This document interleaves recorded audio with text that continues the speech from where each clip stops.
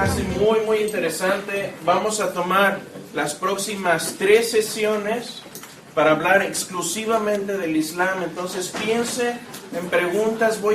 La clase la diseñamos de tal forma que podamos contestar la mayoría de las preguntas que tengan acerca del Islam, pero a lo mejor por ahí se nos va alguna pregunta que ustedes puedan tener en la mente y vamos a dar tiempo también de eso. Hoy en la primera clase de ¿por qué no soy musulmán?, que es lo que vamos a ver hoy, vamos a ver por qué no soy musulmán. Ya recorrimos de hecho por qué no soy ateo, por qué no soy agnóstico, por qué no soy hindú y por qué no soy budista. Ya ahí son muchas cosas que no somos y dimos las razones de por qué. Algunas nos tardamos 6-7 clases como el agnosticismo, en otras nos tardamos una clase como en la de hinduismo. En esta particular sesión vamos a tomar 3 clases. Esta va a ser más o menos la progresión para que vayan un poquito anticipando lo que vamos a ver. En la primera vamos a ver un poco de la historia del Islam, es decir, el marco histórico en el que nace el Islam. El Islam, como el cristianismo y como el judaísmo, son religiones históricas, se basan en la historia, tienen su núcleo y sus creencias en la historia. Entonces es importante que analicemos y que conozcamos esa historia, de dónde viene. Después en la segunda clase vamos a ver doctrinas del Islam y vamos a empezarlas a comparar con las doctrinas cristianas. Y en la última clase, a lo mejor hacemos 4 dependiendo, pero en la última clase quiero analizar lo que es exclusivamente yihad. ¿Por qué en las noticias escuchamos todo el tiempo, cada vez que hay un atentado terrorista de musulmanes, nos dicen que el Islam no es eso, que el Islam es una religión de paz? Bueno, vamos a hablar de eso también. Entonces, si tienen preguntas de eso, manténganlas ahí en su mente y vamos a ver eso en la última clase. Entonces, está más o menos bien el panorama de para dónde vamos. Entonces, 3 o 4 clases dependiendo de dónde nos quedemos. ¿Alguna pregunta de hacia dónde vamos? ¿Todos bien? ¿Listos? Bueno, abróchese el cinturón y empezamos. ¿Por qué no soy musulmán? Ahora, es muy peligroso a veces hablar de una religión en manera general, porque ¿a quién le gusta cuando le dicen, no, bueno, es que todos los cristianos creen esto, o todos los cristianos, y nos ponen en el mismo molde, sí, que no sé, cualquier otra secta, por ejemplo, que crea en Cristo? Entonces hay que tener cuidado en qué es exactamente lo que vamos a tratar de hacer es dar un panorama general de lo que es el Islam y después sí tratar de ir un poco a lo particular, ¿sí? En el Islam como en el cristianismo también hay muchas subdivisiones. No todos los musulmanes creen lo mismo. A lo mejor les va a sorprender, pero muchos musulmanes no saben por qué creen ni qué creen. Y hay razones por eso. Hay doctrinas diferentes. Hay teólogos musulmanes que están en desacuerdo con otros teólogos musulmanes. Y lo mismo pasa también en el cristianismo algunas veces. Pero si les fuera a resumir hoy, ¿por qué no soy musulmán?, habría una razón de peso que va a sobresaltar. Y esa razón de peso es, la razón principal que sobresale ahí es la exactitud histórica. Creo que cuando uno lee el Corán y cuando estudia los escritos y los cánones de los musulmanes, no tienen confiabilidad histórica. De hecho, tienen errores obvios en cuanto a la historia, en cosas centrales de la historia. Y vamos a ver que ese, finalmente, creo yo, que termina siendo el talón de Aquiles del Islam, independientemente de los terroristas y de todas estas cosas. Creo que la exactitud histórica es el talón de Aquiles del Islam. Y vamos a profundizar también en esto. Pero déjenme contarles una historia y por qué la historia es importante. Ustedes saben que este estudio lo trabajamos en conjunción con la clase de Mark Lanier. Ustedes saben que él es abogado. Y hace unos años trató un juicio muy interesante acerca de cáncer en los pulmones causado por asbestos. Ustedes han visto, por ejemplo, en las noticias que sale, ¿tiene usted mesotelioma, que es un tipo de cáncer? Llame al abogado, 1-800-abogado. ¿Sí? Bueno, ese tipo de cáncer, el mesotelioma, ya se sabe científicamente que es causado por respirar asbesto, que es un material, que es como una fibra que se utilizaba mucho en construcción, en la industria y cosas así. Entonces, empezó a haber un momento, por cierto, este tipo de cáncer tiene una latencia, tiene un tiempo latente como de 30, 40 años. Es decir, si usted estuvo respirando asbesto, no se va a manifestar el cáncer sino hasta después de 30 o 40 años. Y eso es algo que empezó a ver esto. De hecho, hubo un grupo de mineros empezaron a notar esto, y una compañía, de hecho una coalición de compañías por ahí en los años, me parece que fue en los 60, 70, se unieron estas compañías para tratar de hacer un estudio científico y demostrar que el asbesto no causa cáncer, no causa este mesotelioma. Entonces hicieron un estudio con mineros, fue un estudio muy minucioso, muy detallado, y finalmente de este estudio salieron cierta cantidad de copias a ciertos ejecutivos claves de estas compañías con los resultados del estudio. Y el estudio decía, en pocas palabras, hemos confirmado que el asbesto sí causa el cáncer de mesotelioma. Pero estas compañías lo que hicieron fue trampa. Escondieron esta información, hicieron copias de ese estudio donde quitaban esa conclusión del estudio, manipularon, y a través de testigos y de algunas otras pistas, los abogados y Mark en particular sabía que estas compañías estaban mintiendo.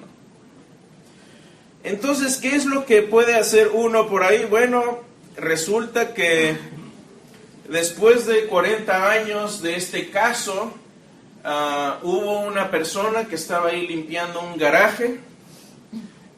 Resulta que esta casa había sido dueño uno de los participantes de esta compañía, de esta coalición de compañías, y había dejado una copia, la copia número 7 de ese estudio, el original, uno de los originales, ahí olvidado en el garage, y estas personas que lo encontraron lo pusieron en eBay. Mark lo vio, no sé, yo no sé si era él adicto al eBay o a las compras, ahí le preguntan a él si quiere, pero encontró esta copia, la compró, de hecho no tenía confianza en que el correo le fuera a llegar, y fue y voló hasta Canadá, que era donde tenían esta copia, la adquirió, y fue lo que él utilizó como evidencia para demostrar que el estudio original decía que el asbesto causa cáncer. Entonces volvió y ¿qué es lo que sucede? ¿Qué es lo que sucede con esto? Que cuando vamos a estudiar un hecho histórico, algo que es muy importante es la cercanía de las fuentes que tenemos a los hechos. Es muy importante. Y simplemente para hacer una línea de tiempo, y van a darse cuenta cuál es el principal problema aquí con el Corán. Si tenemos aquí la crucifixión de Jesús en el año 30 o 33, no sabemos exactamente cuál fue, es una de esas dos. Lo redondeamos al 30. ¿Cuándo se escribe cuál es el escrito más temprano que tenemos del Nuevo Testamento? Es decir, el escrito que más se acerca a la crucifixión. Alrededor del año 50. ¿Cuál carta? ¿Cuál? Hay una anterior. Corintios es cercana, pero hay una todavía anterior. Gálatas. Gálatas, ¿cuándo se escribió?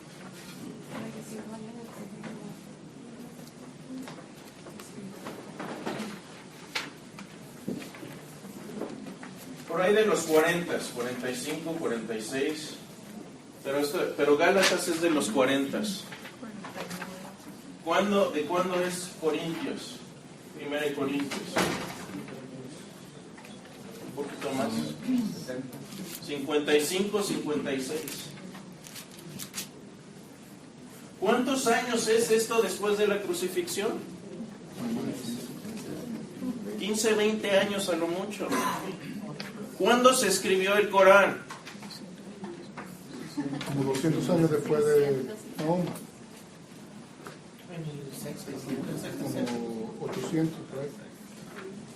Vamos a ser generosos y vamos a ponerlo en el 600. Pero Mahoma nació en el 630, siendo muy generosos. Entonces yo pensaba que lo habían escrito mucho después. Sí, lo escribieron años después.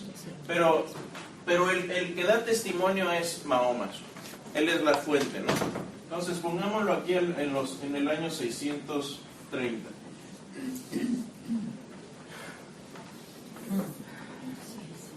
¿Qué tan confiados podemos estar en que de aquí a acá no pasó nada raro? ¿Cómo sabemos que los que escribieron aquí acerca de historia de lo que sucedió aquí no se equivocaron? No estuvieron ahí. No fueron testigos presenciales. Esto a mí me da confianza, porque es un testimonio muy, muy cercano. Si comparamos de hecho esto con los escritos de Alejandro Magno, las primeras biografías de Alejandro Magno se escribieron 400 años después de que vivió Alejandro Magno, y sin embargo los estudiosos las usan confiadamente. Entonces, si vamos a confiar en un escrito, hay que irnos con los escritos más cercanos, y eso es la importancia de la historia, y por eso este documento que Mark descubrió es importante para el caso del asbesto, porque es un documento cercano a cuando se hizo ese estudio en los años 60.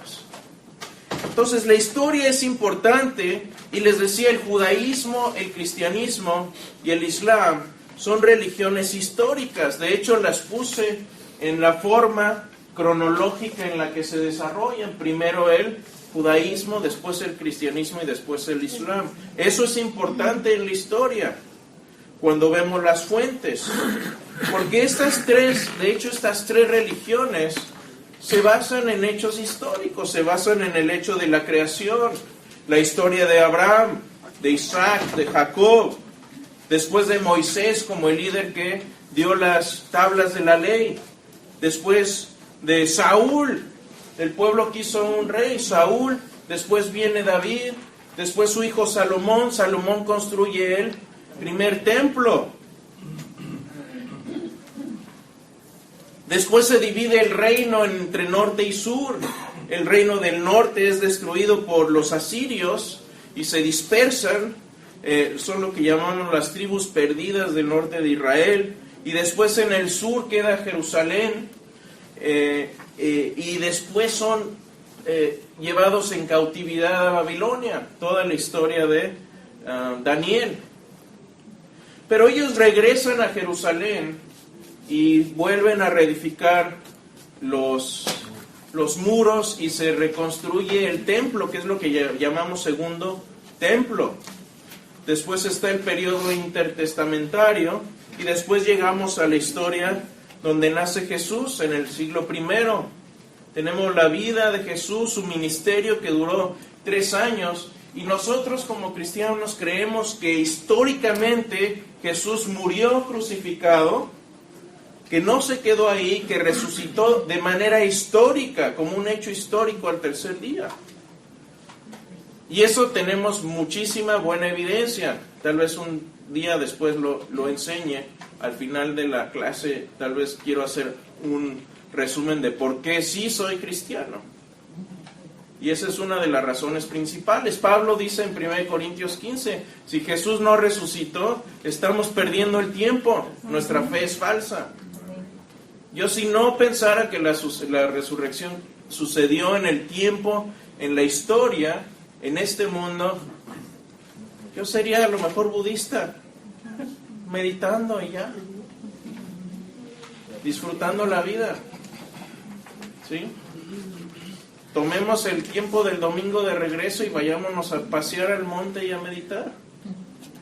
Pero no, creo que Jesús realmente resucitó y por eso estoy aquí, por eso soy cristiano. Entonces suceden todas estas cosas. Tenemos Gálatas unos 10, 15 años después, no más de 20, tenemos 2 Corintios, y el Islam lo podemos analizar de manera similar. Y eso es lo que vamos a ver ahora. Entonces, les decía, cuando yo comparo los escritos, simplemente, no como escritos divinos o inspirados por Dios, simplemente como meros datos históricos, comparo el Islam con los escritos del Nuevo Testamento, incluso el Antiguo Testamento, no me checa. Simplemente no creo que tengan esa confiabilidad cercana como lo tiene el cristianismo. Entonces, por ejemplo, les decía, hay cierta dificultad inherente al tratar de razonar con alguien usando historia, porque muchas veces esto no es nada más una cuestión de historia. Esta historia ya viene entrelazada con quiénes somos nosotros. ¿Quiénes de ustedes tienen dudas de quién es su papá y su mamá? Nadie. Yo me atrevería, y no levanten la mano, pero yo creo que si hiciéramos una encuesta, ¿quiénes tienen aquí ahorita a su mamá en clase? Ahí está, 2, ok.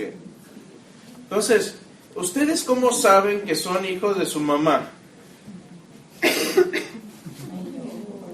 Su mamá les dijo, ¿no? Me dijo mi mamá, o sea, pudo haberse dado que a lo mejor no eras el hijo del vecino y se equivocó la enfermera, pero yo creo que a ninguno de nosotros nos quita eso el sueño. Mi mamá me dijo, eres mi hijo, mi papá también. Y no tengo razón para no creerles, para dudar de eso. Pero tampoco he pedido una prueba de ADN. Dame pruebas de que realmente eres. A ver dónde está. Vivimos tranquilos. Pero si llega alguien y nos dice, ¿sabes qué? Realmente no eres hijo de tu papá y tu mamá. Nos va a causar eso estrés. Es una cuestión histórica, pero nos causa estrés. ¿Por qué? Porque ya viene arraigado quiénes somos con los hechos de nuestro nacimiento. Cuando te dicen tus orígenes no eran como tú los pensabas, te va a afectar emocionalmente. Y eso es algo que pasa también con el Islam. Uno no puede simplemente llegar con un musulmán y decirle, ¿sabes qué? La historia de tu Corán está errada, porque es parte de lo que ellos son. Entonces, cuando hablamos de estas cuestiones, tenemos que ser sensibles a eso también. No es nada más una cuestión de hechos y de historia. Hay que ser sensibles y pensar que estamos hablando con gente creada a la imagen de Dios.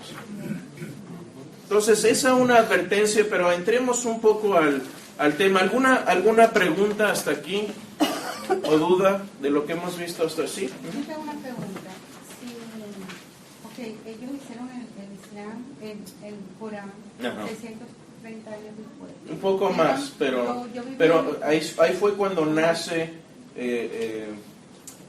Mahoma y que empieza a tener esta revelación que vamos a hablar ahorita. Sí, yo viví en el Medio Oriente como 6 años. Ah, buenísimo. Sí, entonces tengo muchos amigos musulmanes.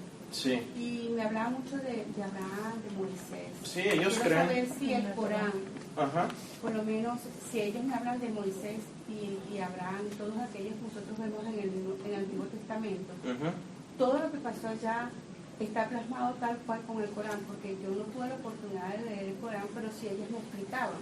Sí. De hecho, yo les dije a ellas que cómo fue la muerte de Jesús, porque ellos no creían en Jesús, sino como profeta. Claro. Entonces me dice que, de acuerdo al Corán, fue que Dios vio a su hijo sufrir, que iba a sufrir mucho, él tomó a Jesús y se lo llevó a los cielos, y puso a alguien en sustitución de Jesús para que pasara toda esa. Y entonces mejor, después yo te sigo explicando, poco a poco te sigo explicando. Digo, bueno, yo después te explico lo que yo creo. Pero digo yo una cosa, si lo que ellos me dicen de Abraham, inclusive de la mujer que se convirtió en Saúl, ¿te acuerdas? Que Sí. yo todavía tienen la imagen allá, porque todavía queda un poquito de la mujer que se convirtió en Saúl. Entonces, si son iguales estas dos versiones, si son iguales o ellos tomaron algo del Antiguo Testamento de nosotros. Aquí vamos a ver de dónde vienen muchas cosas de las que cree Mahoma, porque hay que recordar que obviamente esto pasó 630 años después. Las escrituras, el Nuevo Testamento ya está prácticamente formado para el año 350, para como lo tenemos nosotros. Entonces ya era conocido, nada más que sucedió un hecho interesante y ahorita lo vamos a ver. Vamos a hablar del contacto que tuvo Mahoma con el cristianismo y qué tipo de contacto fue. Porque esa es la clave de dónde saca algunas de sus creencias Mahoma. Pero eso es un dato muy interesante y lo vamos a ver. Ahora, ellos creen, es interesante que el Corán dice que los cristianos y los judíos somos gente del libro y se está refiriendo a las escrituras judías. Entonces, en el Islam también hay una gran contradicción, porque por un lado te dicen, vea las escrituras judías para que veas lo que es la verdad, vea las escrituras cristianas para que veas la verdad, pero por el otro lado te dicen, fueron corrompidas. ¿Sí? Entonces, por un lado, el Corán dice, ve a verificar lo que está en estas escrituras, y por el otro lado, los musulmanes dicen, no, es que fueron corrompidas, por eso Alá tuvo que dar una revelación más exacta. Entonces, eso es un gran problema en el Islam.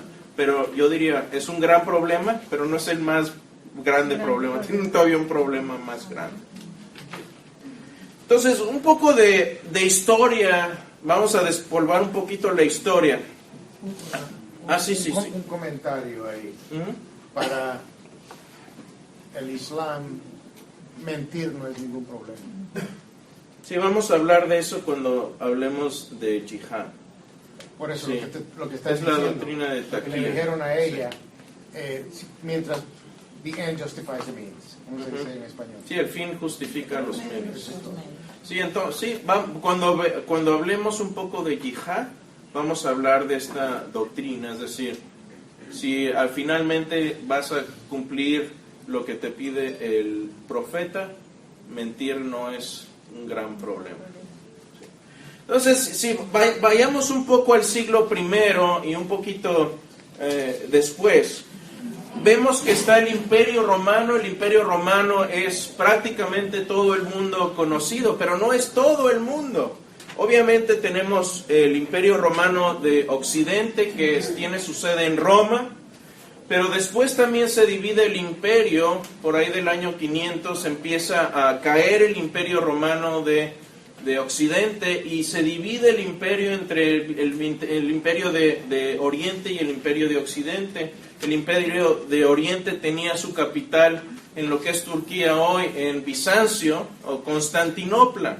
Constantinopla fue renombrada por Constantino como la ciudad de Constantino. Constantinópolis o Constantinopla es la ciudad de Constantino, y ahí tenía su sede el Imperio Romano de Oriente.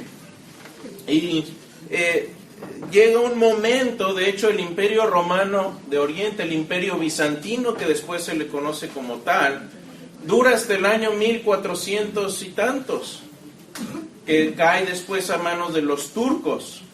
Pero fue un imperio que duró 1000 años. Pero no era lo único que había en este tiempo. Por otro lado, en el este, en lo que es hoy Irán, Irak y toda esa parte, está el imperio sasánida, que es lo que surgió después del imperio persa, o el imperio neopersa también se le conoce. Y lo que había acá en donde nace el Islam es aquí en la península arábica, pero esto no había una nación, eran simplemente tribus nómadas, tribus que vivían en el desierto, más o menos organizadas, pero no tenían imperio, no tenían nación, no tenían un solo líder, eran tribus dispersadas. Y había muy grandes diferencias entre estos dos mundos. En el Imperio Romano se hablaba el latín y el griego más en el Imperio Bizantino, el latín obviamente en Roma y en el occidente, y en el este se hablaban lenguajes semíticos. Eran idiomas completamente distintos, costumbres muy diferentes. En el Imperio Romano estaba la cultura griega, estaba la cultura latina, y en el otro lado tenemos cultura persa y cultura nómada. No tenían un asentamiento, y más al norte tenían todo el legado de la cultura persa. Y en el Imperio Romano el cristianismo, ya obviamente estamos hablando después del año 325, después del concilio de Nicea, después de que ya Constantino hace del cristianismo la religión oficial del imperio, tiene una unificación o una religión nacional que es el cristianismo. Del otro lado, del norte, tienen el zoroastrianismo. El zoroastrianismo viene de la religión de Zoroastro, y ellos creían que había un Dios creador, pero también había un demonio con igual poder que Dios, pero opuesto, algún tipo así como de yin-yang, y que todo estaba en una balanza. Cuando tú hacías cosas buenas, se te iba la balanza buena; si hacías cosas malas, se iba la balanza mala; y cuando morías, todo se ponía en la balanza, y si te ibas del lado bueno, pues todo feliz y contento; si no, te ibas a lugar de tormento. Y en Arabia eran politeístas, tenían muchos dioses, tenían muchas creencias de dioses distintos. Ahí es donde empieza, donde estos dioses, cada tribu nómada tenía sus diferentes dioses, entonces tenían una cantidad de dioses impresionante. Y ese es el ambiente en que se desarrolla esto. Por otro lado, tenían influencia también del este, donde traían especies de China, de todos estos lugares, de seda de la India, por ejemplo, y empiezan a tener también esta influencia del lejano Oriente.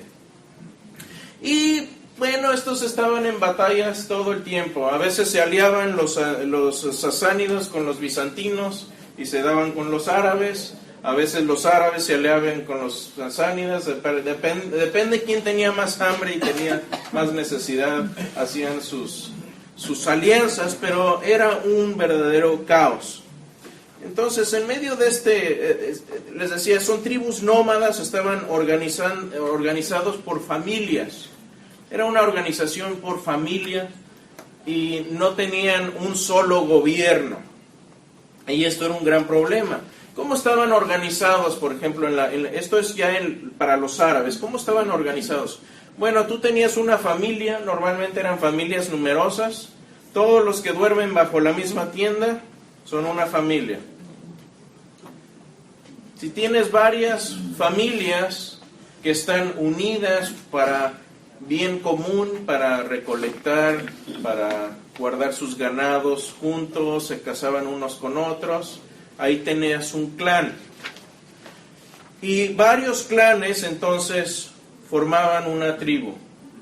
Y esa era la forma de gobierno, que no era un gobierno en sí, no tenían un país, no tenían fronteras, no tenían un solo líder. Obviamente cada clan y cada tribu tenía un líder, pero no tenían un gobierno como los conocemos hoy en día.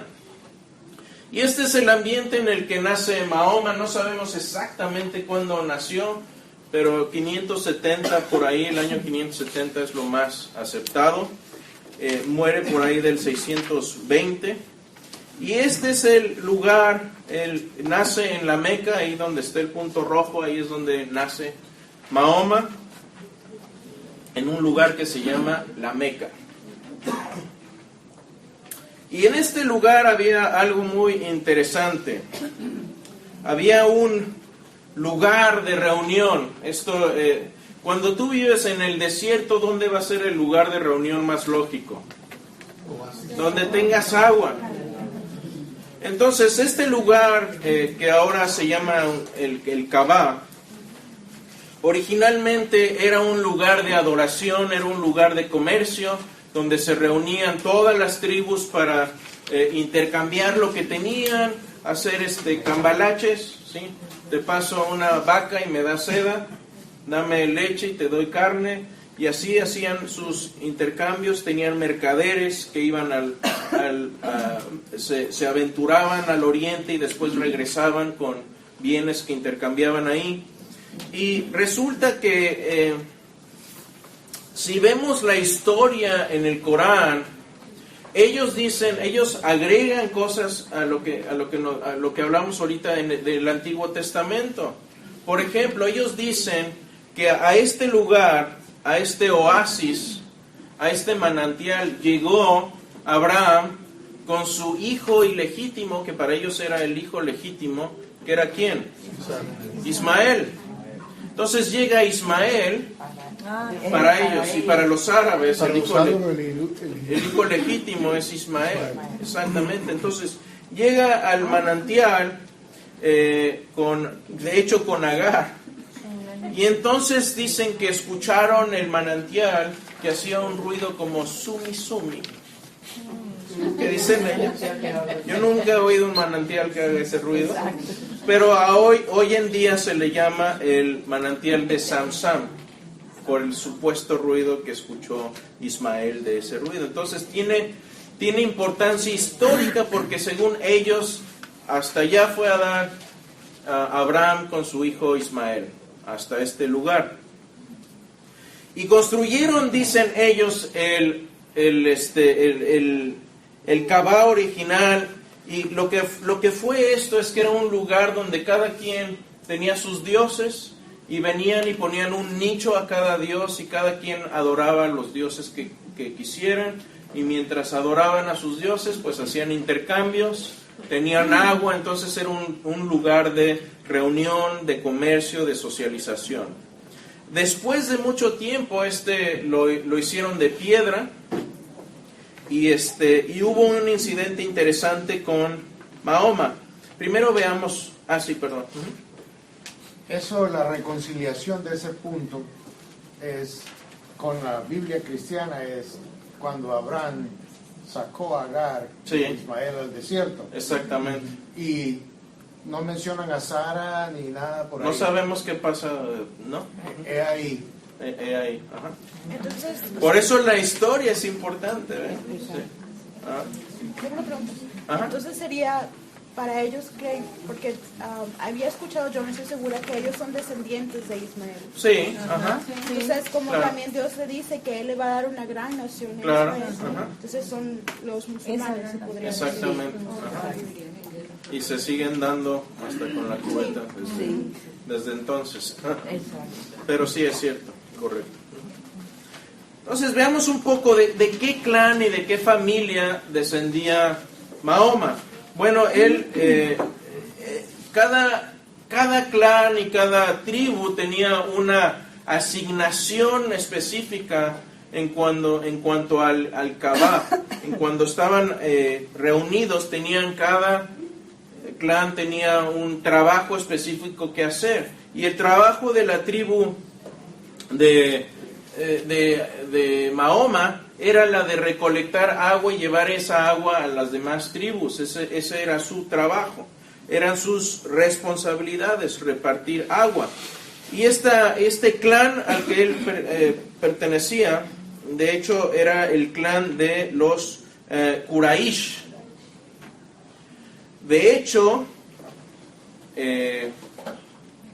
pertenecían a este clan específico que se llamaba el clan Hashemita. Hashemita o Hashemita.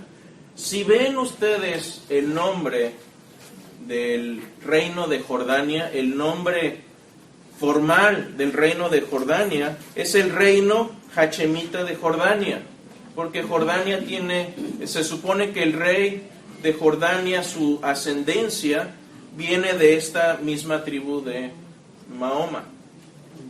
¿Sí?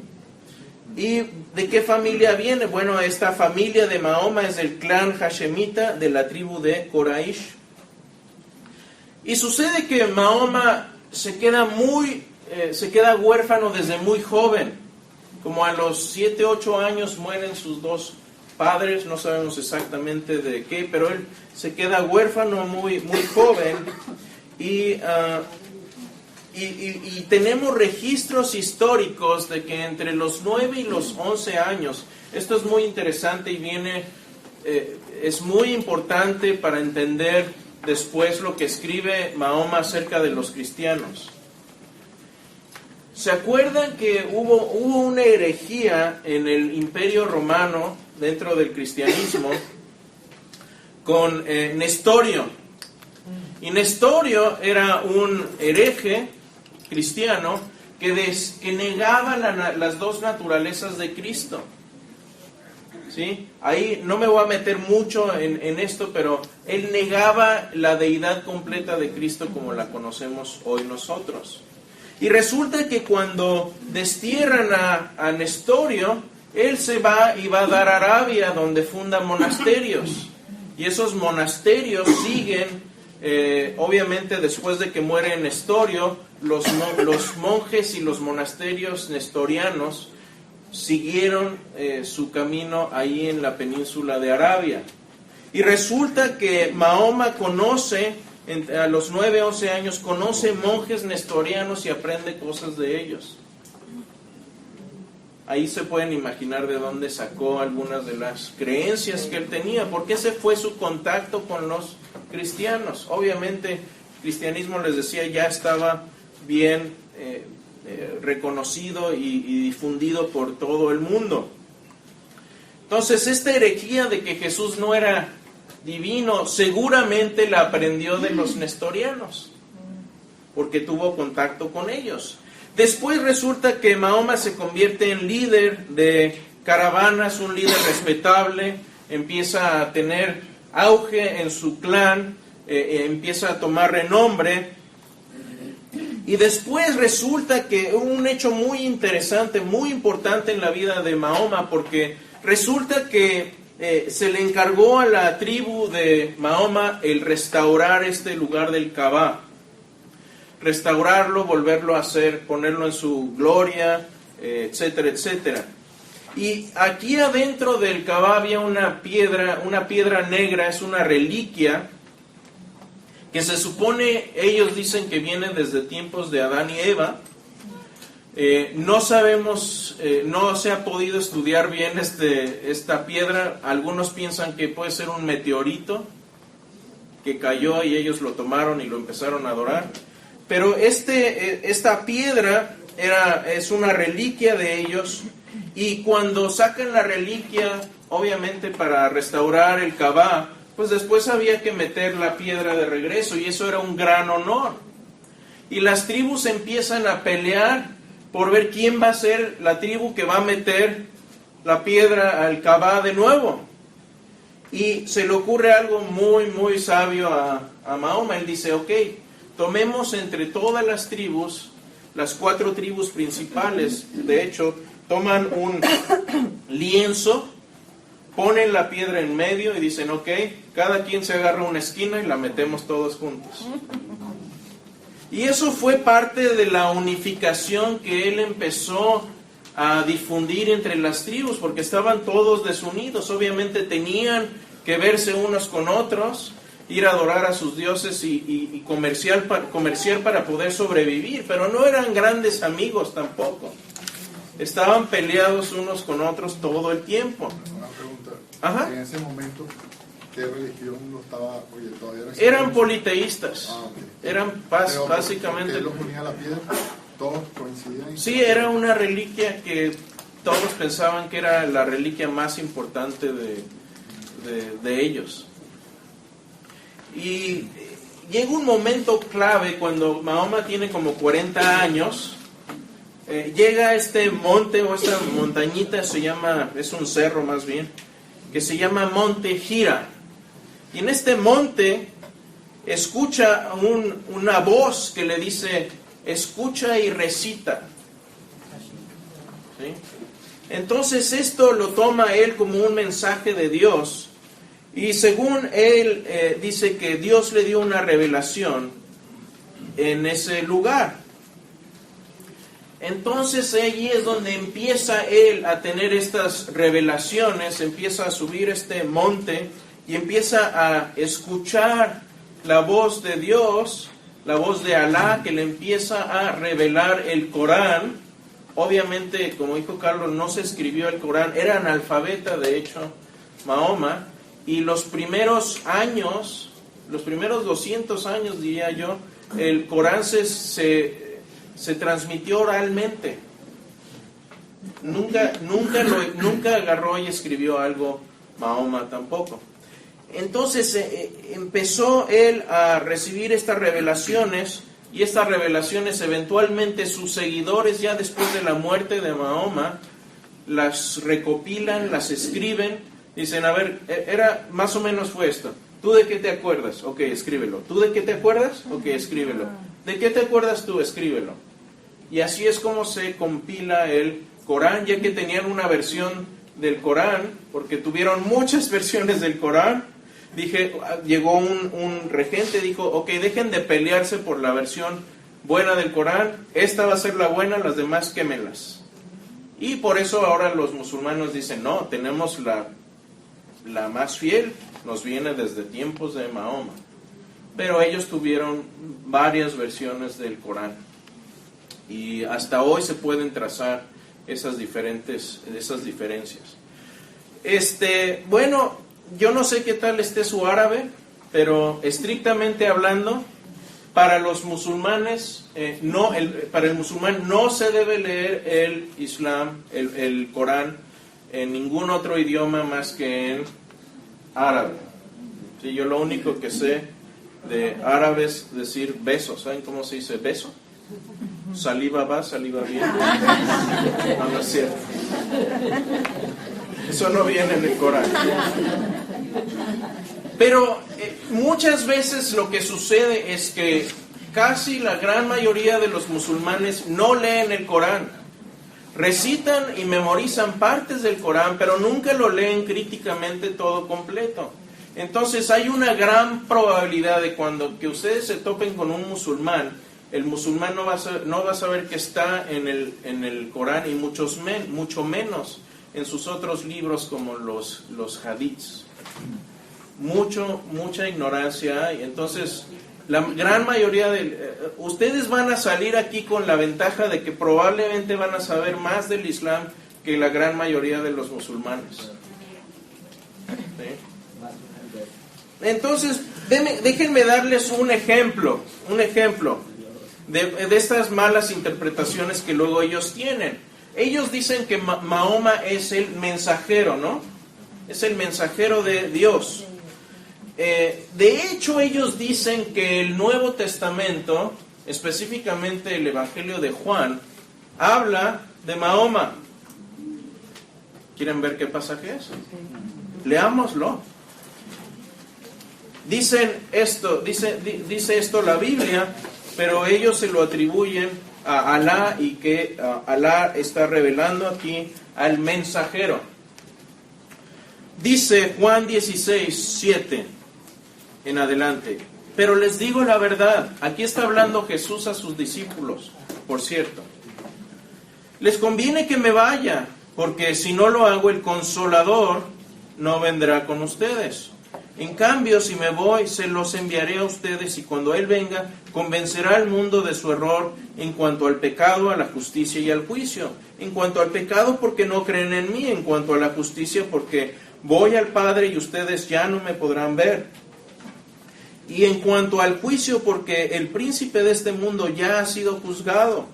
Muchas cosas me quedan aún por decirles que por ahora no podrán soportar, pero cuando venga el Espíritu de verdad, Él los guiará a toda la verdad, porque no hablará por su propia cuenta, sino que dirá solo lo que oiga y les anunciará las cosas por venir. Él me glorificará, porque tomará de lo mío y se lo dará a conocer a ustedes. Ellos dicen que este Consolador es en realidad Mahoma, que es él es el mensajero. De hecho, dicen, fíjense, dicen, porque no creen en mí. Él les dará el Espíritu de verdad, Él me glorificará, porque tomará de lo mío y se lo dará a conocer a ustedes. Yo no sé si entienden, no sé, ¿de dónde viene esta confusión? Realmente es algo bastante sencillo. Pero este es el tipo de confusión histórica que plaga al Islam. ¿Alguien se acuerda cómo se dice en griego consolador para referirse? ¿Cómo? Paracletos. Paracletos. Uy, qué hachas están. Muy bien.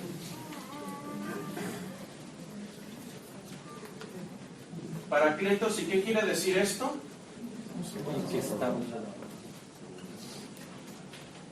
También tiene la connotación de abogado, por ejemplo, alguien que aboga. Alguien que está a un lado. Alguien que te acompaña, alguien que está al lado tuyo, exactamente. Ahora, hay otra palabra en griego muy similar, que es perikletos. Adivinen qué quiere decir eso. Mensajero. Entonces, por ahí un musulmán leyó esto, que medio masticaba el griego un poco, le sonó como que decía perikletos y dijo, ahí está hablando de Mahoma. Pero no está hablando de Mahoma. El contexto va totalmente en contra de eso. Parte del problema aquí es que cuando uno empieza a ver el contexto y la teología del Corán, el problema del ser humano no es el pecado en el Corán, es la ignorancia. Está la gente un poco falta de guía, están confundidos, y por eso Dios les tiene que mandar profetas. Ahora, el sentido de profeta en el Islam y el de profeta en el cristianismo es muy diferente, por lo menos en el contexto judío es muy diferente. En el Islam es un guía, es alguien que lleva un mensaje de Dios, pero es un guía, no es alguien que está recibiendo profecías y pasando esas profecías tal cual. Tiene mucho mayor importancia en el Islam un profeta, es el guía mandado por Dios, y a él se le debe escuchar. Entonces vamos a seguir un poco más con esto, pero hay cosas confusas que podemos ver, por ejemplo, en el Islam. Por ejemplo, si leemos un poco del Corán, bueno, por un lado vemos todo esto de ISIS y todos los atentados terroristas, pero leemos, por ejemplo, en el Corán 2:62, dice, por cierto que quienes creyeron en los mensajes que trajeron los profetas anteriores a Moisés, los judíos, los cristianos y los sabeos, es otra religión monoteísta, que hayan tenido fe en Alá y en el día de juicio y hayan obrado correctamente, tendrán su recompensa junto a su Señor y no temerán ni se entristecerán. Interesante, ¿no? Por otro lado, si leen el Sura 9, dicen mátenlos a todos. Entonces, ¿qué es lo que vamos a hacer? Vamos a estudiar estos pasajes en contexto. La Biblia la estudiamos en su contexto histórico, gramático, y vamos a hacer lo mismo con el Corán también. No queremos sacar el Corán de contexto, queremos leerlo en su contexto histórico para entenderlo, y eso es lo que vamos a estar haciendo. Pero antes, llevemos estos puntos para caso. Juan 16 dice, cuando venga el Espíritu de verdad, Él los guiará a toda verdad, Él me glorificará, dice Jesús. Jesús dice, el Espíritu a mí me glorificará. El Espíritu Santo del que habla Juan ahí, tiene como propósito glorificar a Jesús. El Espíritu Santo es quien apunta y dice, este es el Hijo de Dios, en el que el problema humano que es el pecado encuentra una solución. En Jesús es donde la justicia de Dios y el amor perfecto de Dios se unen. Pero yo no veo a Mahoma que le dé la gloria a Jesús. Ellos lo ven como un profeta incluso menor que Mahoma. Lo ven como profeta. Pero Jesús no dijo yo soy profeta. Jesús dijo muchas cosas que implican que Jesús era igual a Dios. Lo que yo veo ahí que ellos están cegados, porque Mahoma nació después de 60 años de que Cristo murió por nosotros en la cruz. 600, sí. Entonces, primero Moisés, porque fue el que lo de la historia. Como es por la historia, nosotros sabemos de que Jesús nace y viene a sustituir a Moisés, porque la gente creía en Moisés. Claro. Luego la gente ahorita cree que Mahoma sustituye a Jesús, y eso es una mentira. Porque Mahoma no hizo nada más que estar haciendo, pues no murió por nosotros como Jesús, pero la gente está como cegada, ¿no?